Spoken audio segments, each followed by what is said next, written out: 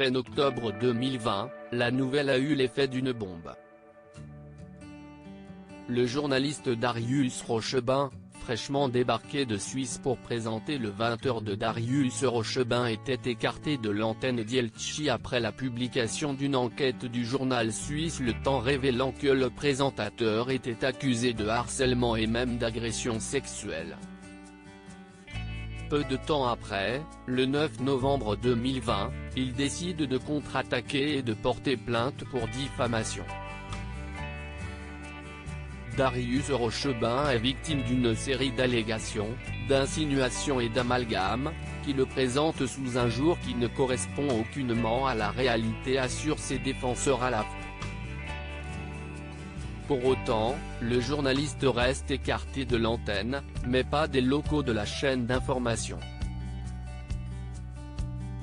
Darius Rochebin bientôt fixé sur son avenir selon Paris Match, chaque matin, le présentateur passe son badge pour ouvrir les portiques de sécurité et s'engouffre dans l'un des ascenseurs. Sous les regards interrogateurs, l'homme arpente les couloirs, salue ses collègues poliment, sourit à ceux qui le croisent et continue même de travailler dans l'ombre de son émission orpheline. Le magazine poursuit, face à une situation qui en aurait fait vaciller plus d'un, hors de question pour lui de se cacher ou de partir rejoindre sa femme dans leur Suisse natale. Non, ce sont les coupables qui fuient. Lui a décidé de garder la tête haute. Et Darius Rochebin pourrait bientôt y voir plus clair quant à son avenir au sein de la chaîne LCI.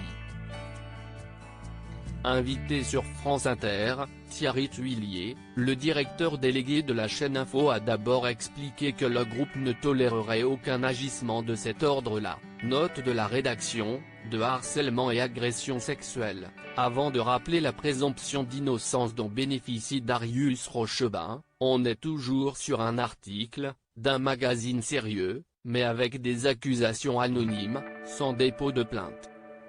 Il n'y a aucune procédure judiciaire. Imaginez un instant si demain on décide que Darius ne reviendra plus jamais à l'antenne, ça veut dire qu'il suffit d'un article de presse avec des accusations anonymes contre n'importe quel collaborateur ou n'importe quelle collaboratrice, de n'importe quel média, pour qu'une entreprise décide de dire on vous retire et vous ne revenez pas. Et de conclure qu'une décision serait prise d'ici fin janvier.